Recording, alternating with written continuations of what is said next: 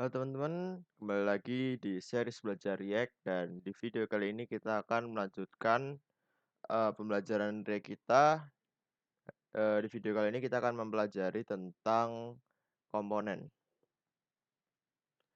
Sebelumnya kita hapus dulu ini untuk hal-hal yang tidak kita perlukan karena ya untuk lebih mudah kita dalam belajar aja. Kita langsung aja hapus di bagian page-nya, lalu kita hapus kelasnya di bagian di layoutnya. Lalu ya kita langsung mulai aja di pembelajarannya dari page.js ini. Jadi kita akan membuat komponen di sini. Jadi yang seperti yang sudah saya jelaskan kemarin, komponen itu adalah sistem dasar dari cara kerja React. Jadi satu website itu terdiri dari berbagai komponen yang dijadikan menjadi satu kesatuan dan tiap komponen itu normalnya itu dipisah-pisah supaya kita bisa lebih mudah dalam membaca kode kita karena ya terpisah-pisah kan. Jadi akan lebih mudah karena kita membaca struktur yang lebih kecil daripada keseluruhan kodenya. Jadi untuk membuat komponen yang kita perlukan adalah kita akan membuat suatu function yang kita beri nama awalan huruf besar, lalu ya, lalu di dalam function itu kita akan return sesuatu. Nah, yang kita return itu adalah HTML ya. Karena ya seperti yang kemarin juga saya jelaskan kalau React itu adalah ya istilahnya gabungan dari HTML dan JS.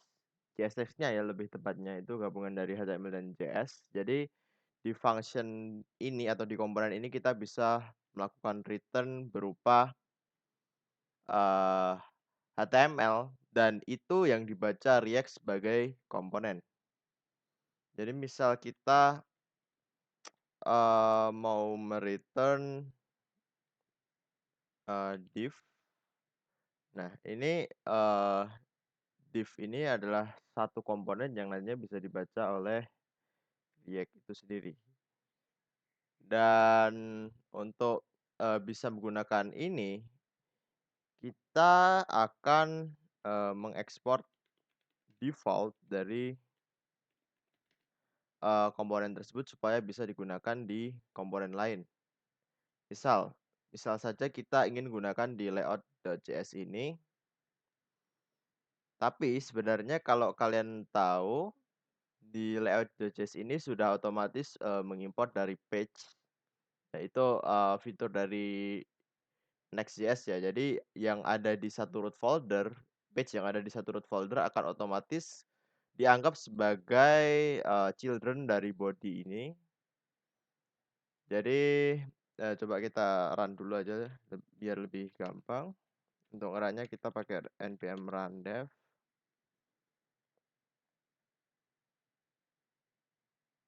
Ya, kita bisa buka di localhost-nya.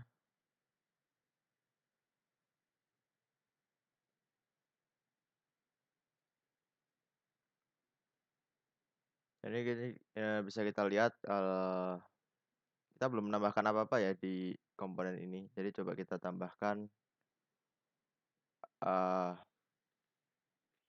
seperti ini.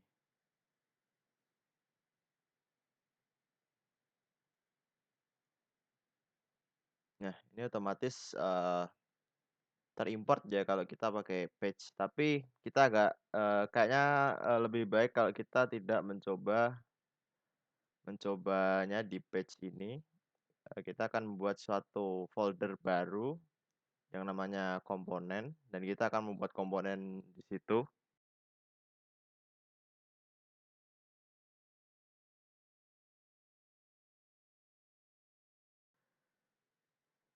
Misal kita buat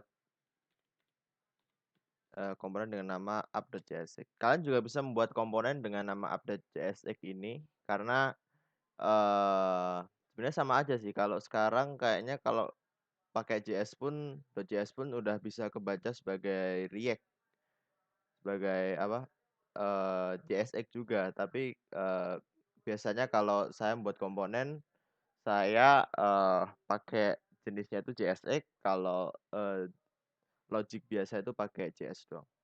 Jadi untuk membuat komponen kita bisa membuat function, tapi, di VS Code itu ada, sebuah apa ya, extension untuk yang memudahkan kita untuk membuat suatu komponen.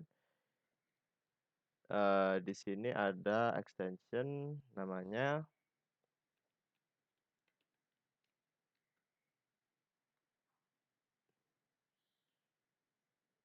kalau nggak salah ini, ES7 React Redux React Native Snippets. Jadi ini kok, snippet untuk, membuat, komponen dengan lebih cepat. Jadi untuk di sini ada pilihannya ya, kita tinggal ketikkan rough. Jadi ada arrow function komponen. Arrow function komponen adalah yang bentuknya seperti ini, yang pakai arrow function.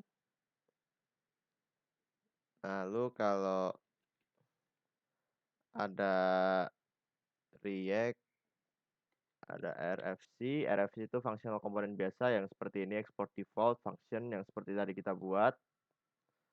Lalu ada refc. Refc itu row function komponen, jadi yang bentuknya seperti ini. Dan E itu untuk export default. Karena saya biasa menggunakan, refc, kita, di sini coba gunakan refc juga. Yang bentuk row function. Kalau kalian mau gunain yang RFC juga boleh sih, itu,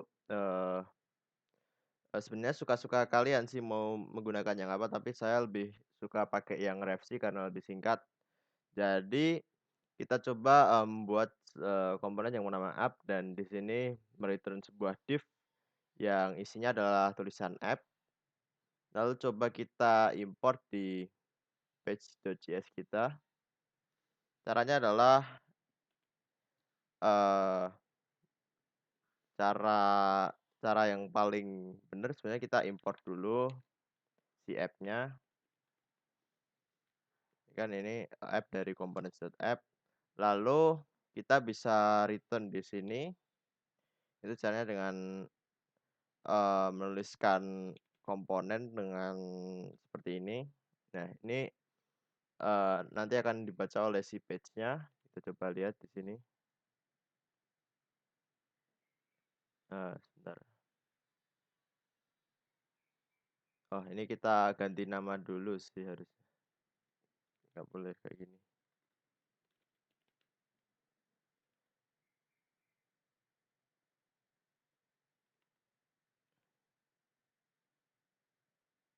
Nah, ini sudah benar ya. Ini me-return, app. Ini kenapa ya ini? Kenapa, oh ya, ini karena patch modulnya, kita hapus semua dulu aja sih.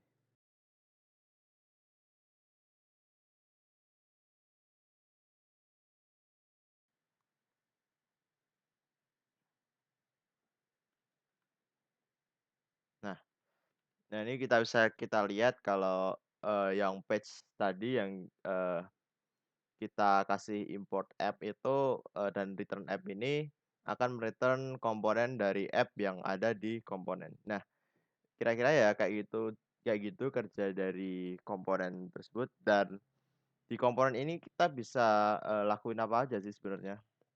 Nah, di komponen ini kita bisa, membuat logic JavaScript di dalam komponen ini, dan kita bisa juga untuk nge-return logic tersebut, bukan logic sih, nge-return apa yang ada di logic JavaScript di atas itu ke HTML-nya. Jadi misal kita buat const, bisa kita buat const variabel, ini const name sama dengan test. Lalu kita bisa melakukan return di HTML-nya dengan cara seperti ini. Kita tuliskan nama variabelnya dengan 2 kurung kurawal di depan dan di belakang. Lalu kita bisa lihat di sini, ini sudah terganti menjadi test sesuai dengan apa yang ada di sini. Kalau kita ganti variabelnya di sini, akan terganti juga ya.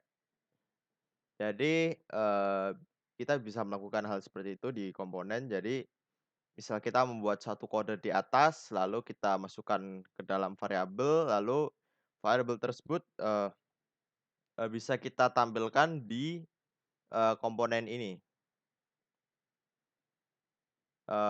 Lalu apa ya, kita juga bisa, membuat, eee, conditional di atas, lalu kita, akan coba untuk menampilkannya di bawah. Bisa kita, buat seperti ini.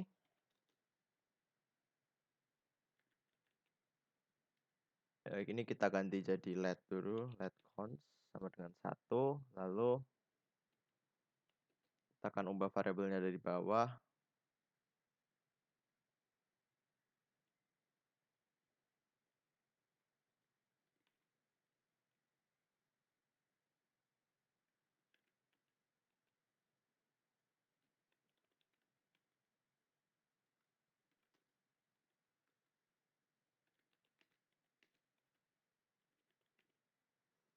Kita juga bisa melakukan seperti ini. Nah, dia akan, menampilkan salah karena ya ini logic JavaScript-nya, 1 lebih besar dari 2 salah ya. Jadi, name-nya itu salah, jadi, div-nya di name-nya ini akan menampilkan salah. Nah, kita bisa melakukan logic seperti itu di komponen. Dan untuk nantinya ada banyak sih sebenarnya yang bisa kita lakukan komponen kayak conditional rendering, ada juga, nanti ada state dan use effect juga, dan masih banyak lagi sebenarnya yang bisa kita lakukan.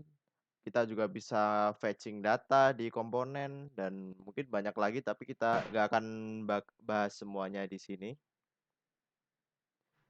Dan mungkin satu lagi yang mau, eee, aku tunjukin, kalau di komponen itu kita tidak bisa melakukan return 2 div seperti ini.